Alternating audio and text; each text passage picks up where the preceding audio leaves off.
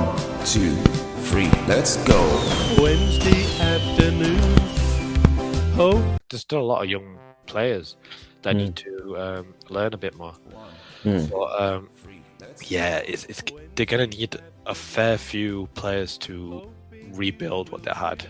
Like you're saying, Szoboszlai this season, he was the main, engine of Liverpool. Whenever they needed that little extra push, he was always there. If it came to a free kick, they'd be like, okay, you know what, Szoboszlai might get this goal in. Or if not, never mind, Szoboszlai will pass us that ball, we'll get it in. Yeah, it's going to be a tough one for Liverpool. Because I know for Manchester United, it's a bit easier. We know where we need help. But with Liverpool, it's always harder. Because they always say, we just need that one extra player. Or we just need this one extra player, and that's it. But then there's also another, like I said, there's always one missing link. And they never seem really to find it. But at the end of the day, they also need to be careful who they send out on loan and stuff like that, because they sent out Luis Diaz to Bayern Munich, and it's not helped him at all. I feel like they sent out the wrong player.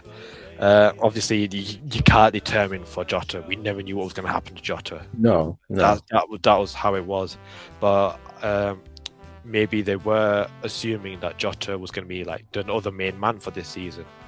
So you always have to plan for another player in my sense of view. So it's going to be a tough one for Liverpool to decide who they're going to bring in. And I mean, it is Liverpool at the end of the day. They have the pull. They can bring in whoever they want. Like how we can. If we really wanted a player, we could get him. So it's the same thing with Liverpool. If they are serious and they really want to go back to how they were before, when Klopp was there, they need to start thinking seriously who we're going to bring in to help for next season. Rob?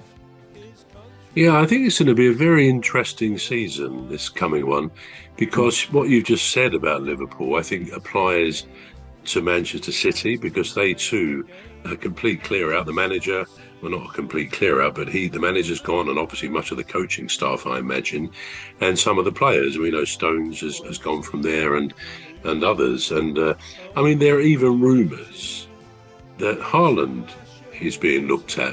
I don't know whether it was Real Madrid, but one of the Spanish clubs was looking at him, and in his 9-year contract, what is it, $500,000 a week or something.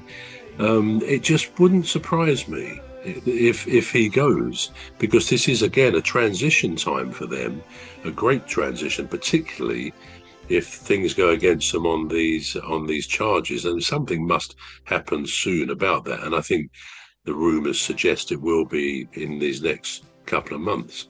So that's going to be interesting. So Manchester City, Liverpool, Chelsea have had a disappointing season. I mean, some pundits were saying they think they would win it this past season or be finished very high up, and that's been a real disappointment for them. And we think of your favourite Cole Palmer, not even selected for England. And in a way, the more I thought about that, I like him as a footballer, but I don't think he's helped himself. He's kind of comes across a little bit sulky sometimes if it's not going his way. And I don't think he's got into the games like, say, O'Reilly at Man City. I mean, he's a real discovery. I mean, they obviously come up with great players. Palmer came from there as well, Man City. But O'Reilly has been a revelation. When you see the way he's linked up there on the left with Mark Gay, he's a tremendous player, and he's obviously still very young. And I just don't think Palmer at the moment is fulfilling the potential that everybody thought he had, which is why he went to Chelsea, knowing he was way down the priority list at City. So you can't blame him for doing that. So you've got those top clubs all looking to change and trying to get the pieces of the jigsaw. And then, of course, you've got, is it the 3 Bs, as I call them? You've got Brighton, Brentford and Bournemouth, who say hello to O'Mealy, Dr. Gladys and Rose, 3 beautiful ladies who join us on our shows. There's one other bro, sometimes joins us on the show. And Bournemouth, who all did very well this past season, kind of almost got to that next level of being top half Premier League teams. and all did really well. I mean, I'd like to think Palace did that last season, finished about 10th, I think, 10th or 11th. But we need to push on and get a bit. I mean, it shows being in Europe isn't always a positive. It affects your league form. It's just the way it goes. And I think most of us would say, yeah, we won that cup. We'd have preferred that and finished 15th than finishing 8th and not winning that cup. So you've got to get your priorities. But those teams are going to be pushing on, and Fulham are not far behind.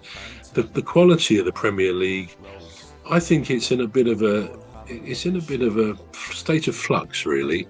It's not as good as it has been, with the top teams really standing out. Because I haven't mentioned Arsenal. Yeah, we know they're a very, very good team, but no good team stands still. If you're standing still, you're going backwards in life as well as football. And so I think after the disappointment of what happened last Saturday against PSG, I can see they're going to want to be strengthening in one or two places. Yeah, they got a good team, they got a good reserve pool of players, but I think if I know Arteta at all, he's going to want to beef this up a bit, maybe more competition, maybe they'll let one or two go who they don't think have quite made the grade. So I think Arsenal too. I mean, otherwise, if the other teams are rebuilding, Arsenal could steam through and win it again. I mean, they could, because they are that good a side. But yeah, I think it's going to be a really interesting season, given the number of managers who've gone, changes of manager, teams rebuilding, disappointment this season for some and so on. So, yeah, I mean, I'm already looking forward to next season to see just how it's all going to work. And as part of that, as I've said, I do hope Palace get 3 or 4 players to give us the chance to kind of take the next step upwards. Yeah. So what's next for Arne Slot? We heard anything about next job lineup for him? No. I think he might be going to Ibiza as a DJ, because he did that, didn't he, in last season? And in one of the breaks, he went off to Ibiza, which seemed a bit out of character. But I say, all strength to his elbow. If that gives him a buzz and he gets him away from his main day job, then good luck to him. But no, I mean, I think someone will come in for him. I can't really see a Premier League team doing it, because I don't think he'd want to go, down the rankings to anybody less than the top 3 or 4. So he may go back to Holland, or Netherlands. Who knows? But I'm sure someone will come for him. It shouldn't be forgotten. He did win the league in his first year, albeit with maybe largely Klopp's team. So I think he was kind of, if I can put it this way, he was a bit shat upon, probably not the sort of thing I should say on a podcast, by some of the players. I mean, I think Salah was a prime example. I've always liked Mo Salah as a player, but I think it was really unnecessary, his dropping that grenade on Slot, because the rumours were they were going to keep him. I think the owners, the powers that be at Liverpool, had definitely indicated, without actually saying definitely the case, they were going to keep him. They were going to give him another couple of years. But I think Salah reminded people that perhaps this wasn't the Liverpool that it used to be. Well, that's the way it is. That's what happens. They lost Jota. I think what Tony said was right. My view has always been Jota was going to be the man for this past season, because he was coming of age. He was a great footballer. He would come on often as a substitute, and you could see his quality. And I think they were going to build a lot of the team around him. Well, of course, that was not to be. But I don't think it did Slot's chances any good when Salah came back after what happened over the winter period to sort of, skewer him on a whatever. So, yeah, I think that did for Slot. But I think he'll be all right. As other people have said, I don't feel sorry for managers, in the sense that they're not going to think, oh, God, I've got to get food on the table. I've got to get another job. I mean, they're multi-millionaires, these guys. So, yeah, I'm not going to be shedding any tears, but they know what they go in for. Maybe there's a personal humiliation amongst their family and friends, like anybody else when they're sacked. To actually be sacked from any job is a bit humiliating, I guess. But they've at least got the compensation of looking at their bank accounts. Yeah, yeah. Oh, I mean, I would love to be sacked as a football manager. Imagine. Yeah. Definitely. When you fail, it's the only job you fail at, and you get a load of money shoveled at you. You check your bank balance. You don't have to sign on. You check your bank balance, and it's there. You're like, okay, everything is good. Life is sweet. Yeah, absolutely. I know. It'd be really funny. I was going to say it'd be really funny if Mo Salah stays now at Liverpool. Yeah, After it would. everything. It would. Oh, I don't think he will, but you never know. Never know. You never know. No. Would they want to keep him though? That's the other question. You know, would the management be happy to say, you know, stay? That's the thing, because you know he's already said his goodbyes, and you know he's done his farewell. You know.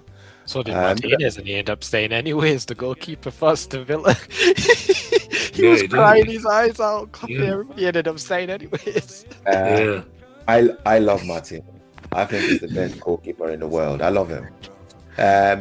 My bruv actually doesn't agree with that, but you know, I'm in the same boat. No. I love him. Yeah, he's not my favourite goalkeeper by any means. No. Yeah, well, right, okay. So this is all we've got time for on this week on the second segment of the Football Referee. I hope you've enjoyed it. All that following us live, and all that will be watching it on demand, as they say. So I've been Emmy Hikins, and he calls me Cos. And I'm Trevor Gear, and he calls me bruv. And I'm Tony, and they call me the Enforcer. It's a goodbye from me. Goodbye from me. See you all next week.